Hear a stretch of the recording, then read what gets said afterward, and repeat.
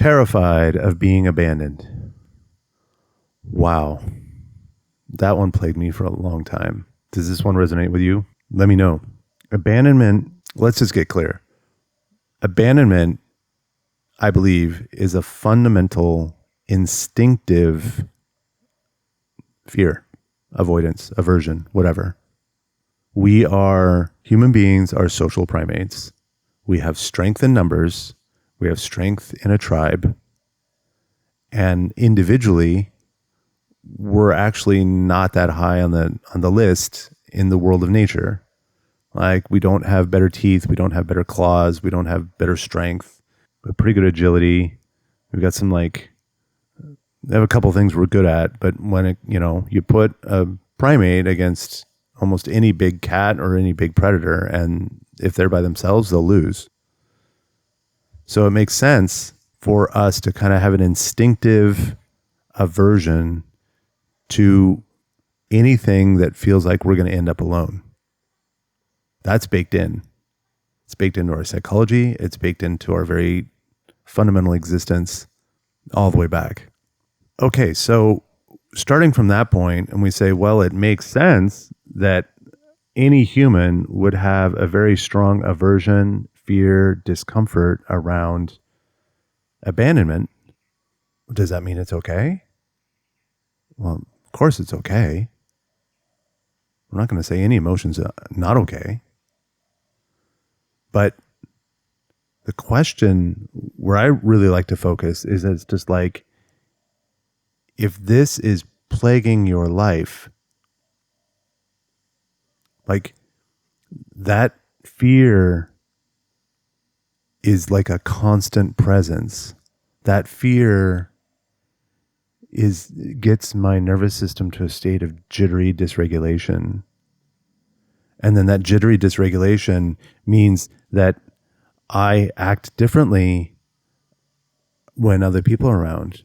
Because it's like, they're here and they're with me and this feels good, but I've got this panic that they're going to leave me, right?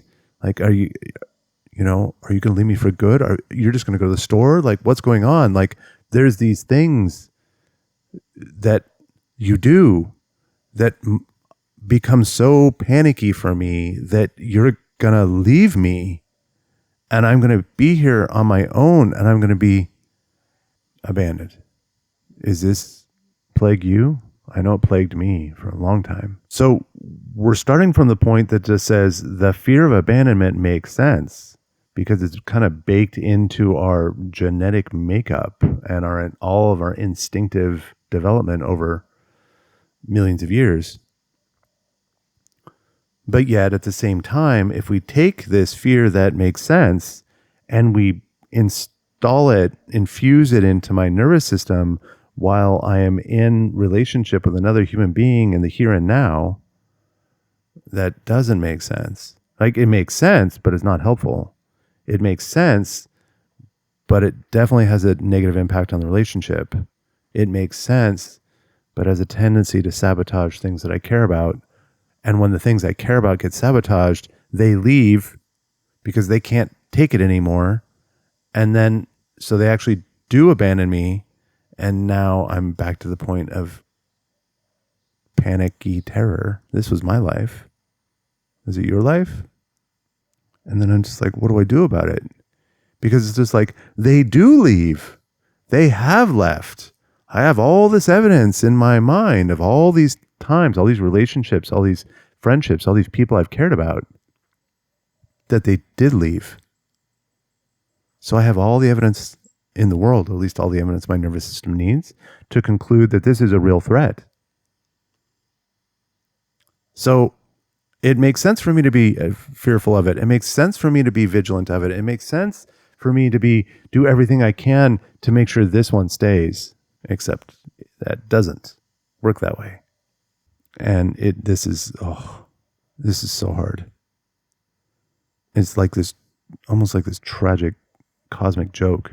Anytime we step into a relationship with another human being and we have really chronic fears that they're going to take some action, they're going to abandon me, they're going to cheat, they're going to lie, they're going to prioritize somebody else. Those are all kind of the same thing.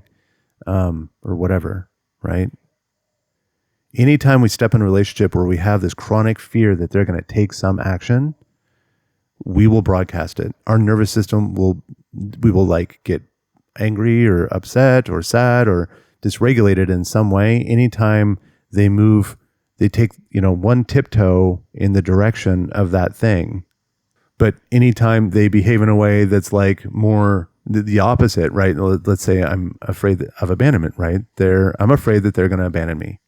So anytime they step out the door to go to the grocery store, I'm like, and I'll like get this dysregulated jittery bit.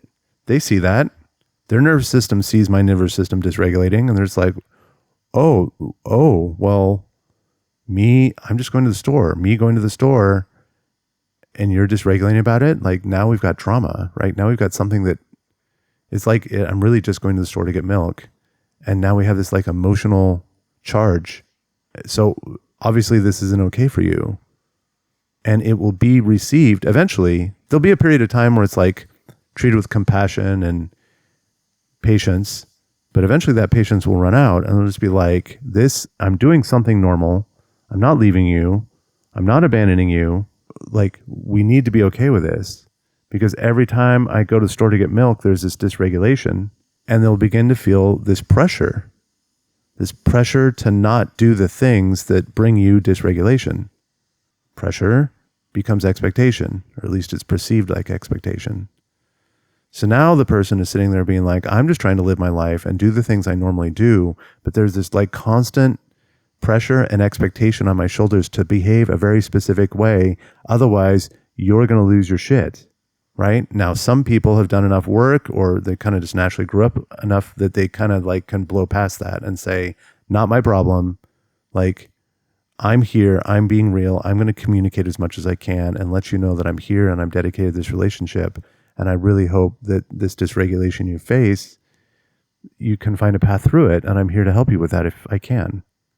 Like, that's super secure. That's like super green flag. But most of us can't do that. Most of us are like, I see my partner getting dysregulated, and I develop an aversion to any of my behaviors that cause that to happen, because I don't want to deal with all the stress and drama of a dysregulated partner. Because if I just kind of blow that off, it amplifies. The partner gets more dysregulated, and suddenly we've got fights, we've got conflict, we've got drama. Why? And one person will be like, it's because I've got abandonment issues, and you keep going to the store. You keep living your day and not messaging me every 10 minutes. Like, I don't know where you are. I don't know if you're there for me. Like, I need you to keep telling me where you are because I've got abandonment issues. I need you to tell me where you are because I've got these abandonment issues. What just happened there? I just put a demand for behavior on my partner. I demand my partner change so that I don't have to face my discomfort. Ding, ding, ding. That's toxic. Anytime we demand our partner to change in order to soothe my emotional state, that is the road to toxicity, my friends. And that's super uncomfortable for a lot of people. And I'm sorry, but like years of looking into this and watching the way the patterns fall out, and that's the way it goes. Toxicity begins at the moment that I say, I want you to be different than you are. And then it amplifies if I demand that you be different than you are. That's a separate, I'll come back to that one. That's a topic for another video. So if I have a chronic fear of abandonment or anything else in a relationship with a person, my nervous system will begin to create expectations. It will dysregulate at the times when they're getting close to my fear. And I will get euphoria when they're moving the opposite direction. So instead of going to the store, you close the door, you put that down, and you come over and you give me a hug. It's like, oh, I feel great. That's so good. Every time that happens, I am teaching my partner's nervous system that this kind of behavior is okay and that kind of behavior is not okay. It's not even okay. It's that this kind of behavior will bring me soothing and low drama, and that kind of behavior will be dysregulated and high drama. Expectation, demands, unspoken agreements, all these traits of a toxic relationship are now swimming in this soup that we're making together. Even though as social primates, it makes all the sense in the world for us to have a fundamental jittery fear of being excluded from the tribe because I don't want to be eaten by a leopard. That does not mean it's okay to be in a relationship with someone and let my fear of abandonment drive everything. I mean, you can do it if you want, but don't expect that relationship to last.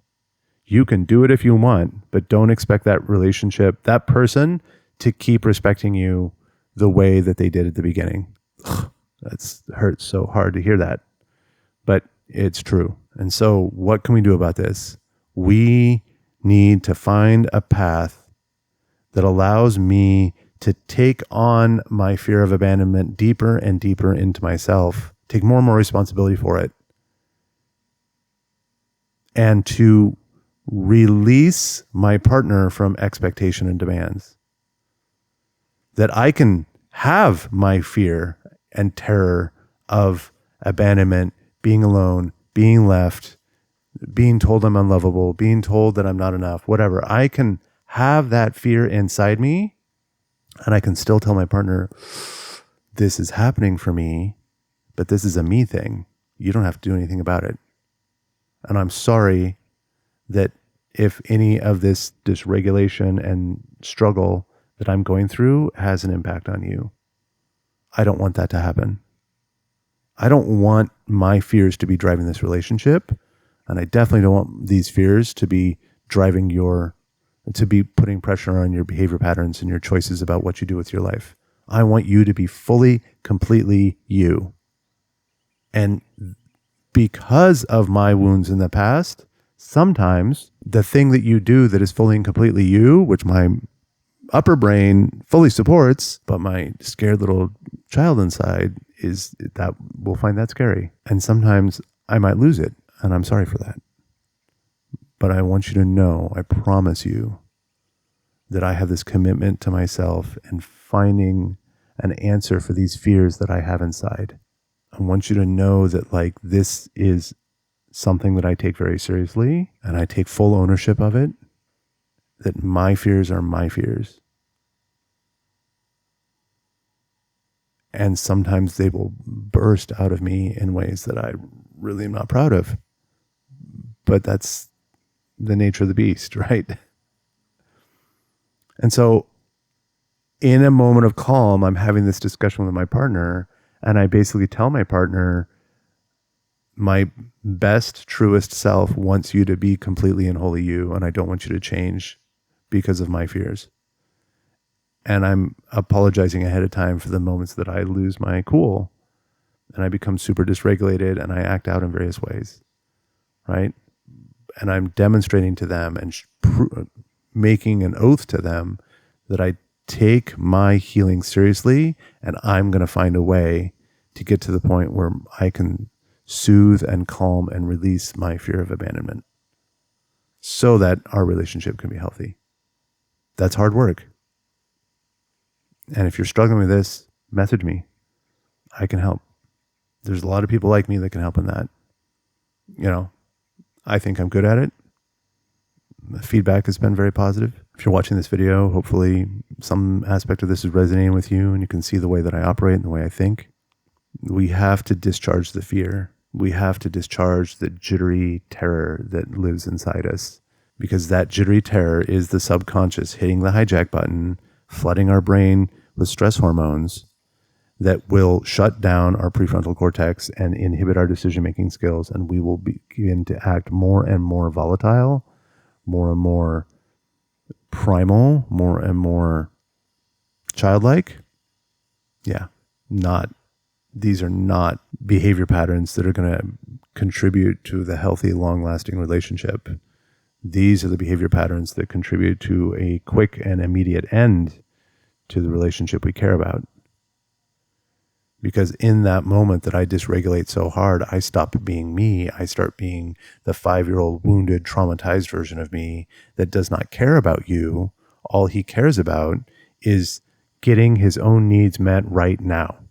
Okay, if you're on the other side of that, you're just like, whoa, okay. Like, we're not in a relationship anymore. I'm now like your babysitter. I'm like I'm this regulated parental role that I have to come in and kind of soothe you as you go through this whole process. Now, there is an argument to be made. The third pillar of attachment is support while dysregulated.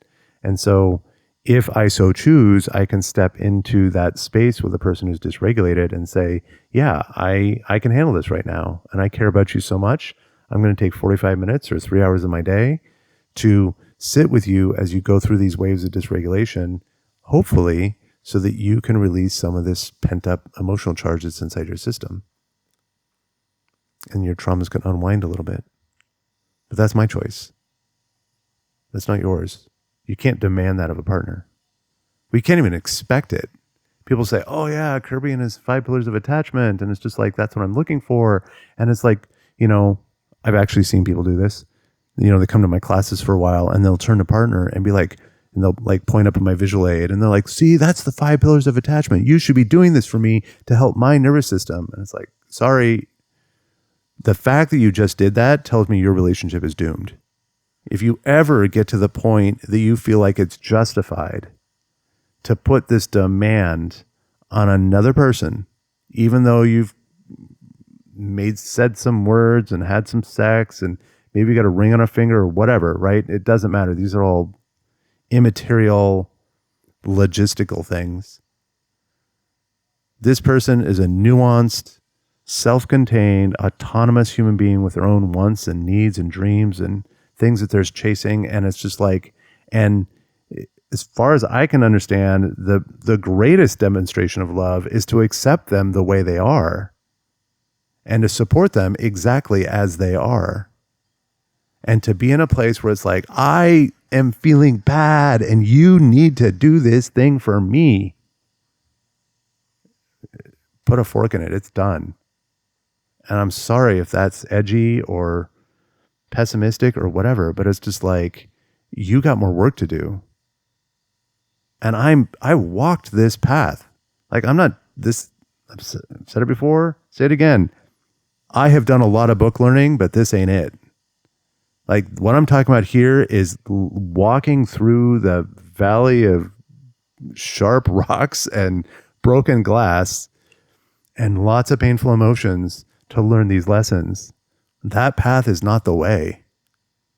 And if you get to the point that you feel justified in demanding that a partner change and do something just so that I can feel better,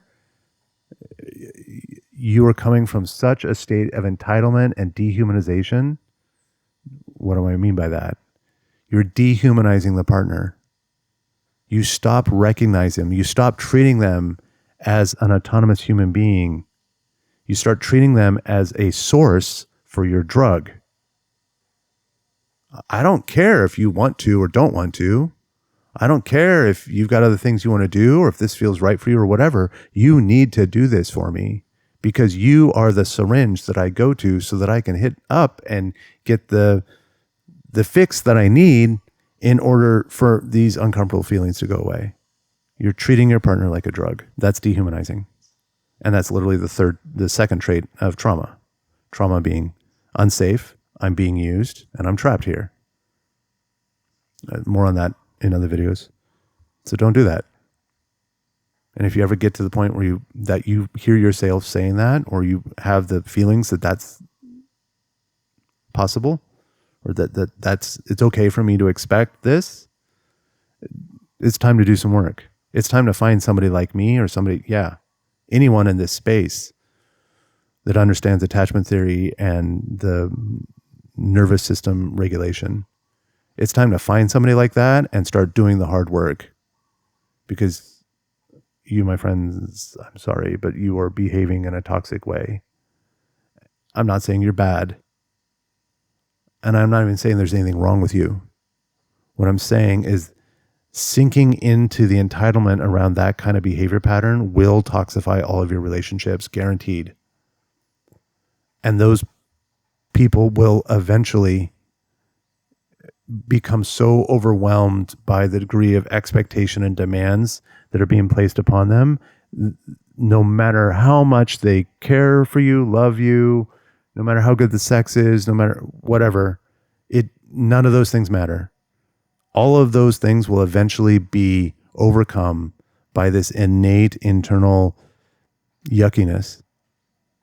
It even gets as strong as disgust sometimes. Eventually, their aversion to this situation will become so strong they'll just say, I can't do this anymore. And they will leave. And when they leave, you will feel abandoned. And then that will go back right in the same loop. If I feel abandoned, if I have a fear of abandonment, the answer is not to find a way to stop being abandoned. The answer is not, how do I find someone that won't abandon me? That's just a crutch, and it's an illusion because it doesn't actually work. If I have a fear of abandonment, what I need to do is I need to go inward and find my fear and understand what that's about, and find a path where I can retrain my nervous system not to be so scared in the face of this situation. And that is exactly what I specialize on. That is exactly what I focus on. I focus on nervous system rewiring.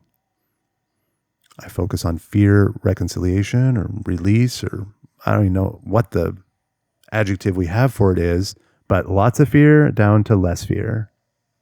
Fear that's at a 10, processed in such a way that it is now a 1 or a 2, and eventually a 0.